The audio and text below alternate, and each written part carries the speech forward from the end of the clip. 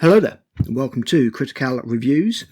Today, I'm here to tell you about Schrodinger's Star Trek.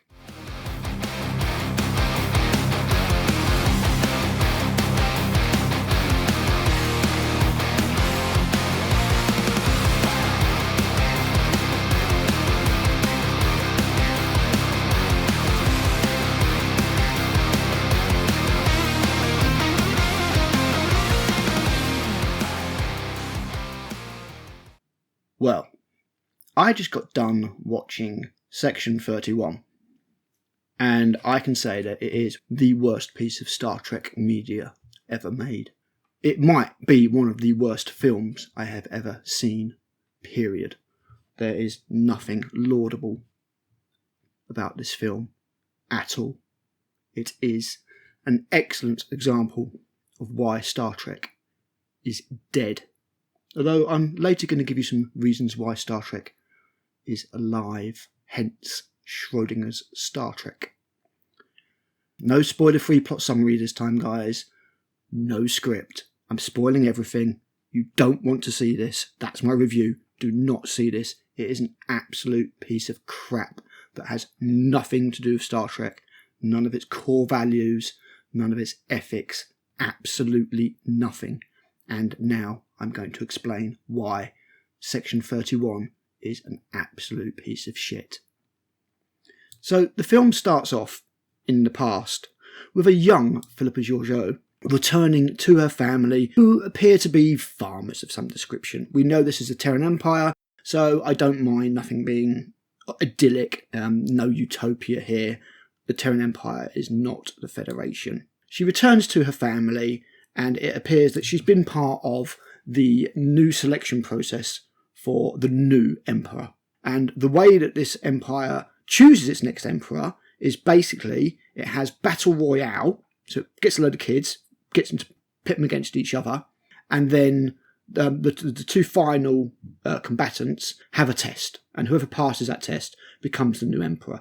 And that test is to basically kill your family, which Philippa Georgiou does. Poisons her family, they all die, and she becomes the new empress. The guy that failed to kill his family, because he's not a complete prick, becomes her indentured servant, and she brands him with a sword before accepting her cloak to proclaim her as emperor or empress.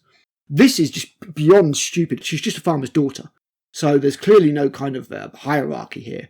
They've just literally elected some random kid, she's maybe, 15 years old, and got them all to fight against each other. We don't know the circumstances of the fight, but how the girl is going to come out on top, I have absolutely no idea. But we know that Philippa Georgiou was empress, so this just explains that. This is how you select your next leader? You just get a load of kids to fight? You don't have somebody before that you train or something like that? There's no... Oh my word. And here's Philippa Georgiou, here's your hero. We know she's not a nice person. Star Trek has this idea of at the moment, it wants to show the darkest parts of humanity, not the best parts of humanity, because Star Trek doesn't know what Star Trek is at the moment. But yeah, there you go. That's how the Terrans choose their new leader. We then get a load of exposition about what happens, basically the backstory regarding Philippa Georgiou through Discovery, which you shouldn't have watched because it's crap. Bringing us up, she's basically gone off map. She's gone away, and what she's doing is she's running a bar for some reason. Because if you're a natural-born dictator, tyrant, I guess you want to go run a bar in deep space, outside Federation space, where nobody can get you?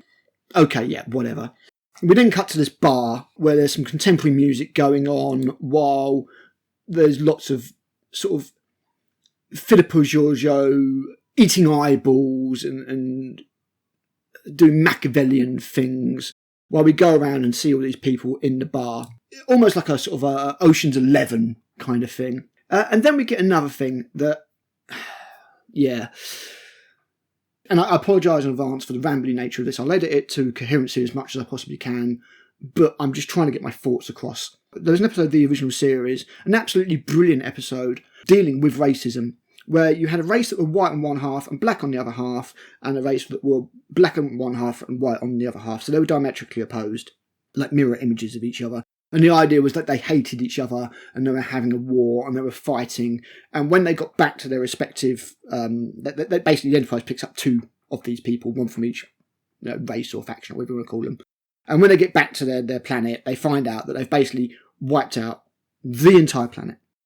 Every single one of them is dead.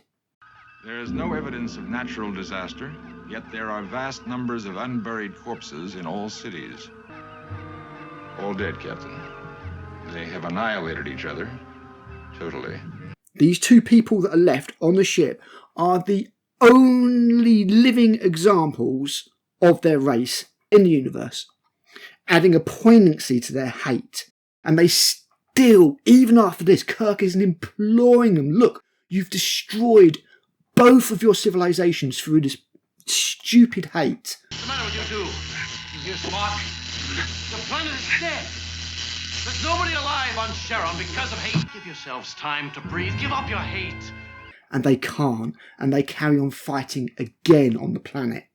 And there's a massive poignancy behind it to the stupidity of racism, to the stupidity of not being able to look beyond your differences. The chase is finished.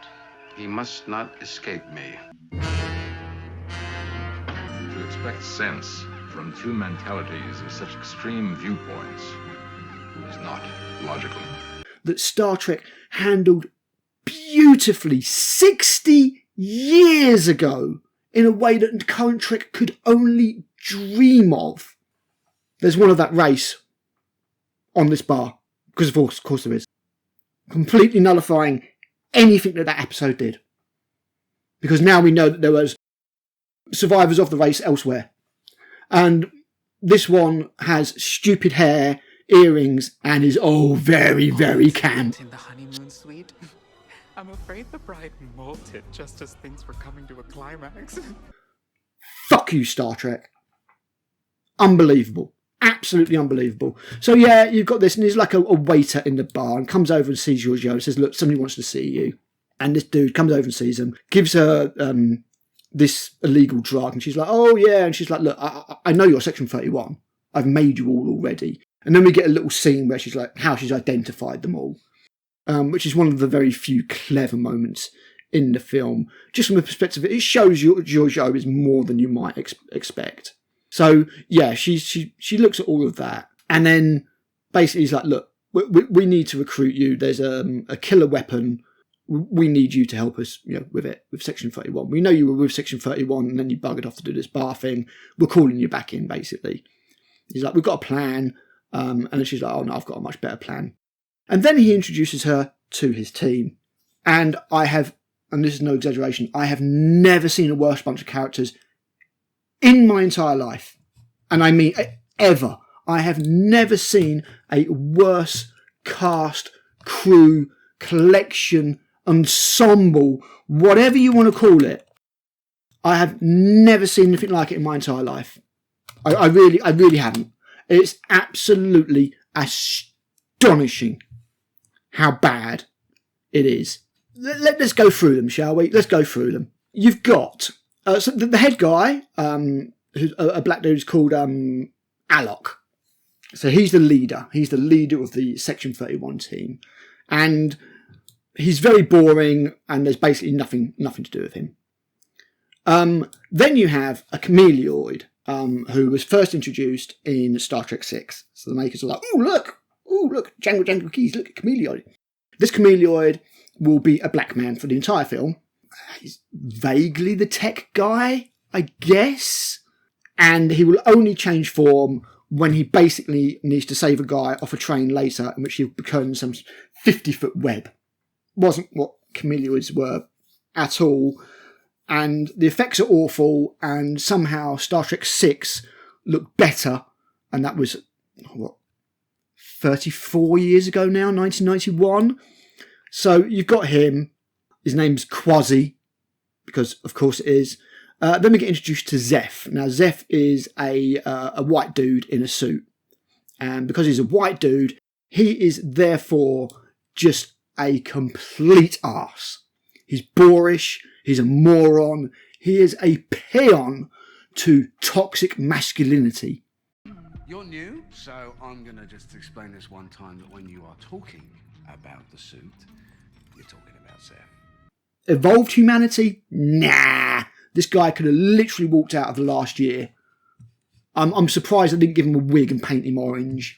I really am. So he's a complete prick, basically, and he's basically the muscle in an exosuit.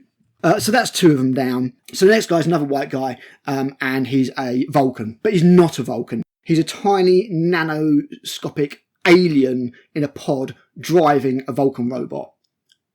You sack of amorphous shot! I heard as soon as I said it. I will kick your ass until you cannot form a solid mass of... Okay, whatever, film, fuck you. But this little alien that's driving a Vulcan robot has an Irish accent. Because of course he does. Because we had Romulans in Picard with Irish accents, so why not? Because it's funny. Talk about fucking racism. So this guy basically just inanely giggles and does a bad Irish accent for the entire fucking film. Oh, they have to be Lucky Charms! He doesn't actually say that, but he may as well. And he's just insanely... It's like, do you remember Finnegan from Shore Leave? The episode where the original series goes to Shore Leave and the imaginations start running away from them and start becoming reality. And Kirk imagines the young cadet, or the young... I think it was a cadet, that used to tease him a lot at the academy. And it's this guy called Finnegan. He's a mad Irishman, you know, he's running about and laughing all the time. That's this guy across with Spock. There's nothing here. He is annoying. He is a prick. There is nothing likeable about him. He is a complete moron, and he's just the kind of character that these idiots that are doing Star Trek at the moment would write. He's like, oh, I'm fun. I'm zany. Oh, look at me. All these people are, oh, we're zany. Oh, look, we're crazy. This is where fuzz comes in.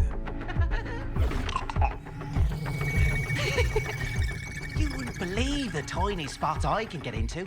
We're the Suicide Squad. We're Guardians of the Galaxy. Fuck off. There is nothing Star Trek about this at all. Absolute bullshit. So another one is a Deltan. We know about Deltans. We saw them in the motion picture.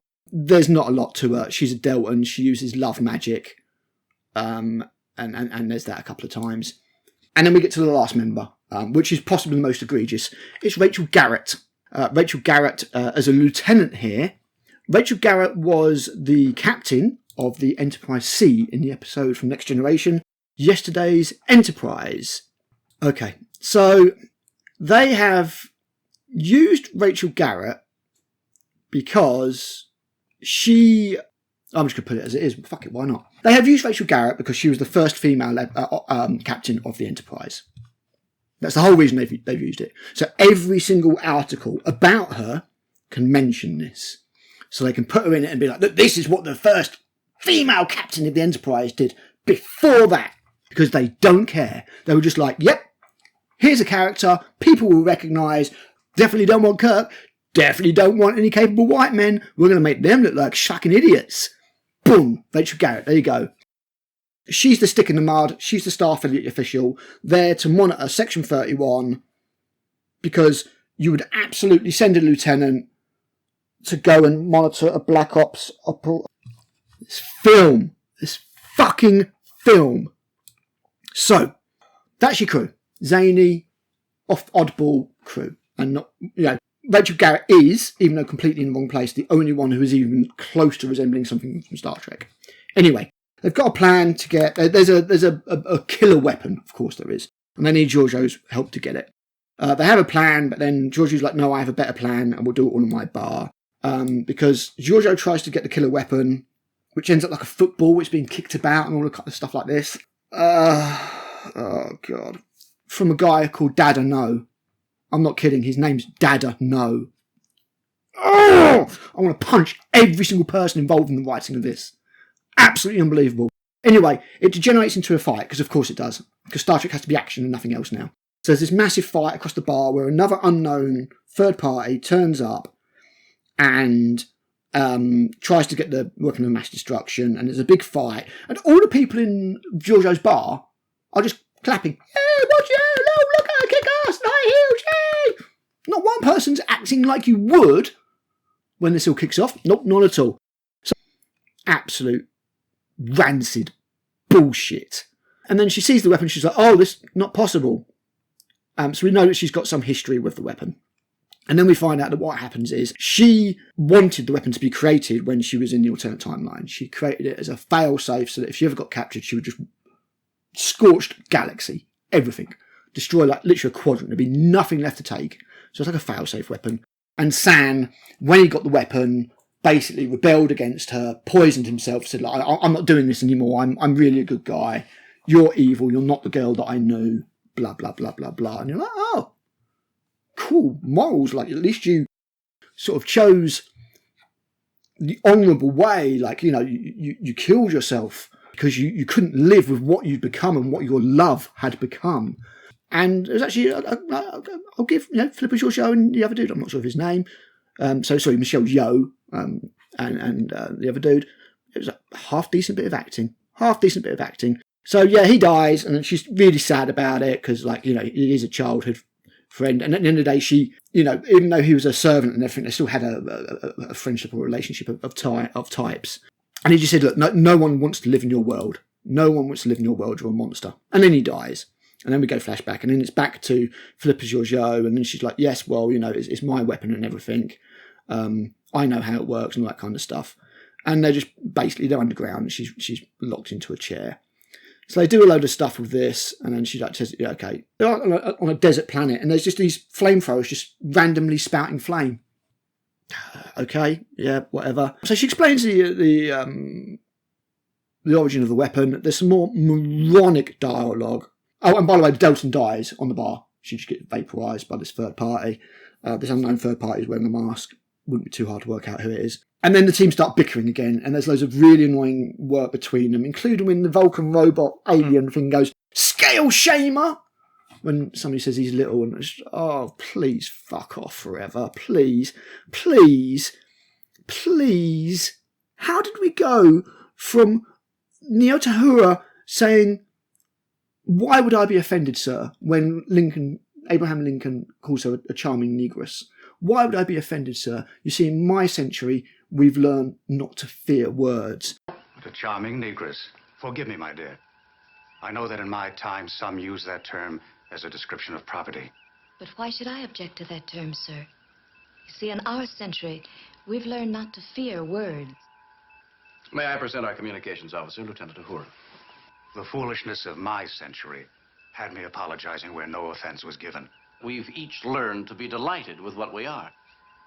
How the hell did we go from there to, he says, scale shamer, I'll piss in your rusty suit or something like that. And I'm just like, what the fuck? And they're all swearing, and they're all idiots, and they're all unlikable, and they're all horrible. So Philippa Giorgio goes and tortures Dad and No for some answers.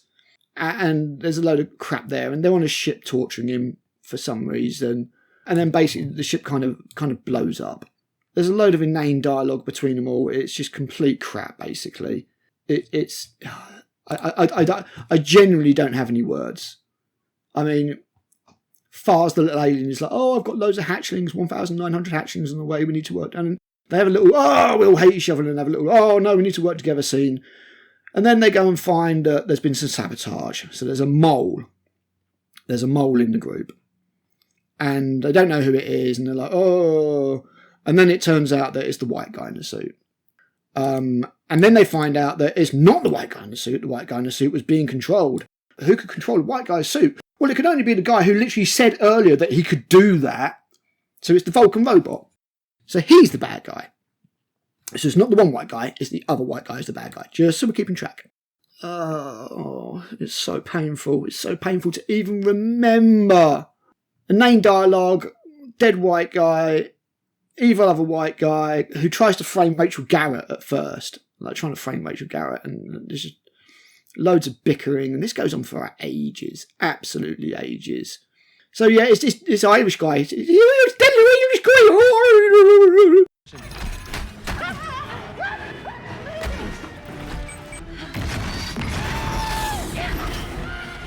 There's a stupid, horrible CGI chase sequence on a train, or like a moving train thing, and it's stupid, and there's a load of fighting against a green screen.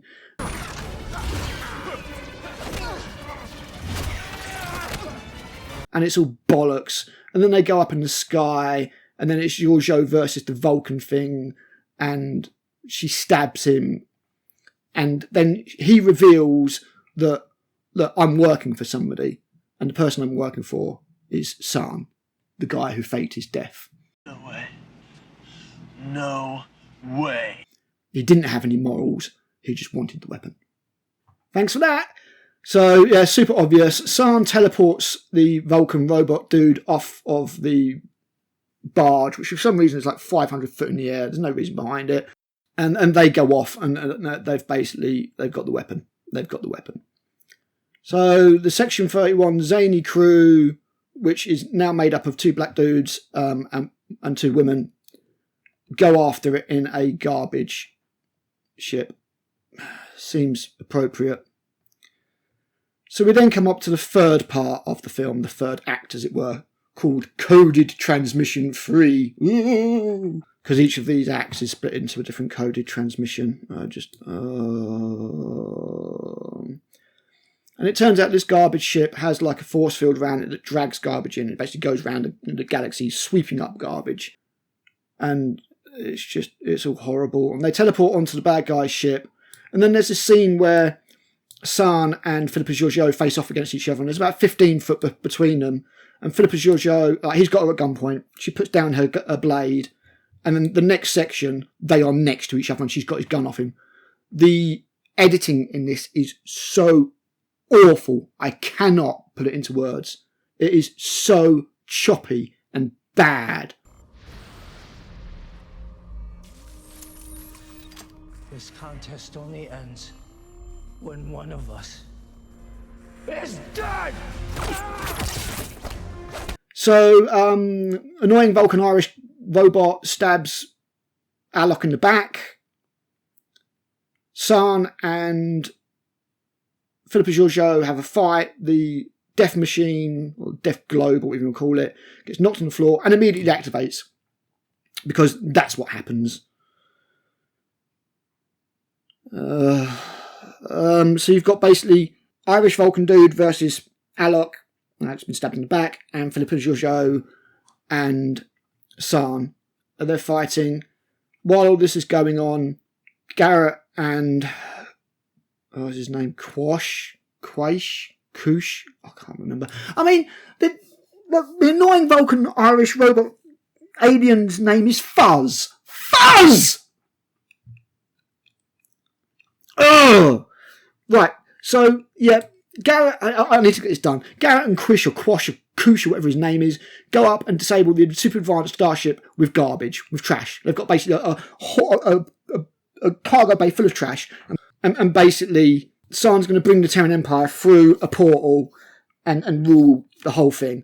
But she goes down in the trash bay, she finds a doll, and she sabotages the doll to blow up. I'm not kidding. I'm not kidding. I wish I was. I really, really do wish I was. It's using something that works as a power source, and she uses that to make a bomb. The fight's still going on the spaceship. Nobody cares. It's all absolute bollocks. Absolute bollocks.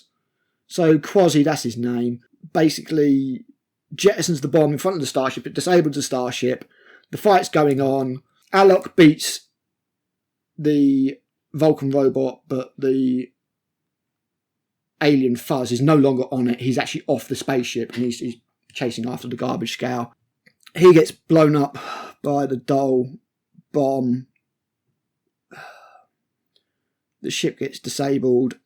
Sam has got Giorgio beaten and is going to kill her, and then she kills him and he dies, and like they still love each other. And there's actually some good acting again. These two individuals, this guy's playing San and Philippa Giorgio, they have got a couple of good scenes. There is some good acting between them. You could have made a film around those two. It would have been good. But no, you've got this zany Suicide Squad, Mission Impossible bullshit going on. And like Michelle Yeoh is good here. She is good. And he's dying, and he's like, look, it took you to show me who I really am. And yeah, awesome. Awesome, good, cool stuff. So they're heading towards the portal. Philippa Giorgio basically activates the weapon and destroys the Terran Empire in the parallel universe. And it looks like her and Alok are going to die, but of course they don't die, and they have a moment and what have you. But they get beamed off, because of course they get beamed off. They're not going to die. That's all over. And then we go to like 3 weeks later, and it's like, oh, they're all back on Philippa Georgiou's bar, and Philippa Georgiou's a changed woman now, sort of, mostly, having learnt something. And then basically it's like, oh, we're going to go on another mission with what's left of the team. And it's like, well, obviously your team is Alok, Quasi, Georgiou, and Rachel Garrett, who for some reason now has, because she's officially been assigned, and Quasi the Chameleon.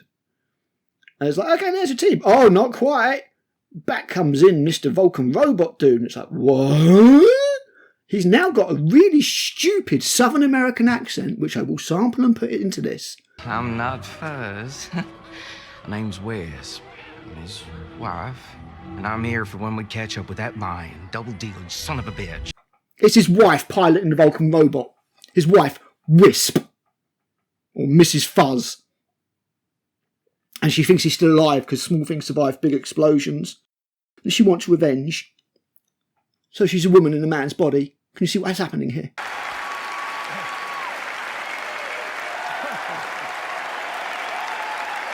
But let's go more to the point. If you're going after your ex-husband that used to be piloting a Vulcan fucking robot, why would you go after him in the Vulcan robot that he was piloting?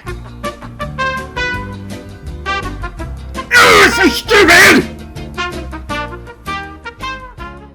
And then Jamie Lee Curtis pops on a cameo and says, oh, we've got a new mission for you guys, you better behave. Oh! Boom, the end. That's it. End of the movie. It is fucking rancid. It is putrid. It is fetid. There is nothing about this film worth talking about. It is awful. It is not fun. It is not clever. It is stupid. It is cruel. It is boorish. It is... oh! It is everything that the modern makers of Star Trek want it to be. But it proves 100% that Star Trek is dead. Very dead, Mr. Spock. Gene Roddenberry's ideals are dead. There is nothing about this that is Star Trek. It is an insult to Star Trek.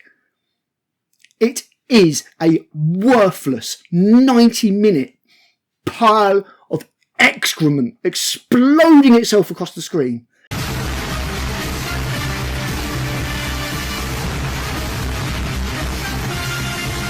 The only thing in this film that is even worthy of any praise at all is literally those two characters. The guy plays Sam and Michelle Yeoh as Philippa Georgiou.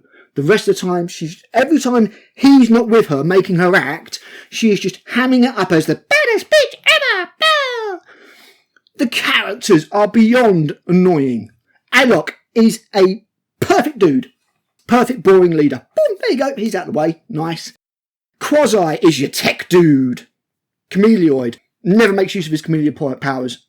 No subterfuge. No disguising himself as anybody else or anything like that. Wonderful. The Vulcan robot Fuzz is the most annoying thing I have. It's a caricature. It is pathetic. Beyond belief. Rachel Garrett, and she's bearable, but yeah, she's look. This is just. I've got to be honest. It's just been a rant. This has just been a rant. But this is it. This is Star Trek. I've done a video about how much Star Trek means to me, and I've got another video coming up about what's happened to Star Trek in general and why it's been declining. It's actually been dead for a long time, and this is just a puppet. This is just a corpse being puppeted around to look like Star Trek, like that episode, The Magnificent Ferengi, and the Ferengi have to pretend he's still alive to negotiate a deal. This is like that. This is like that. This makes Star Trek Into Darkness look like Measure of a Man. This makes Star Trek Discovery actually look like Star Trek. This makes Threshold look like the most intelligent, thoughtful piece of sci-fi you have ever seen in your entire life.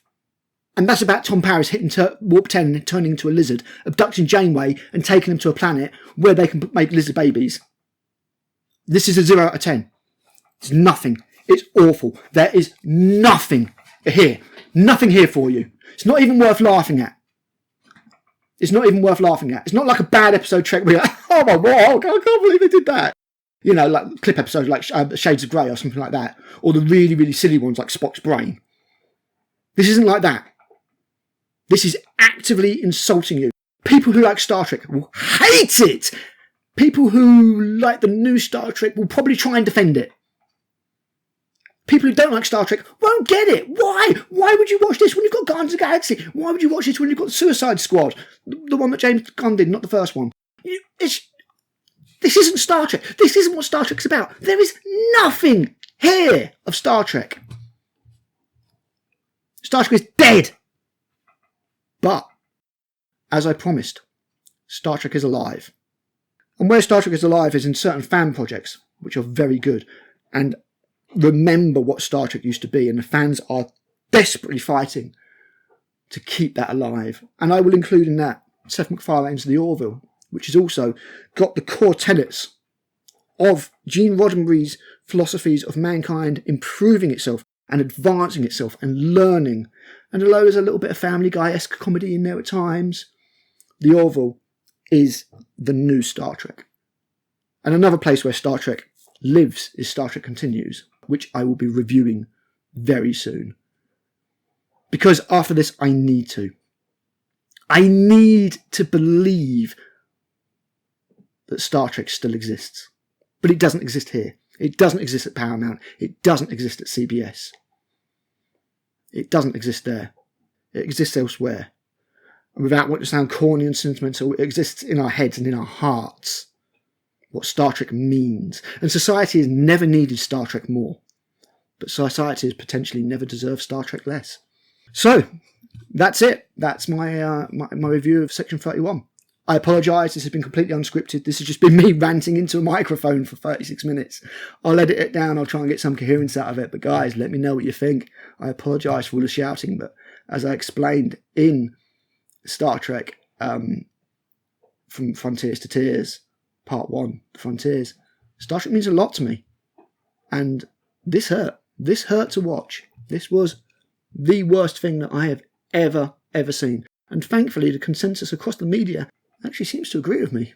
So maybe there is something there at least. Right, I'll be back with another review soon. Today, I have been very critical.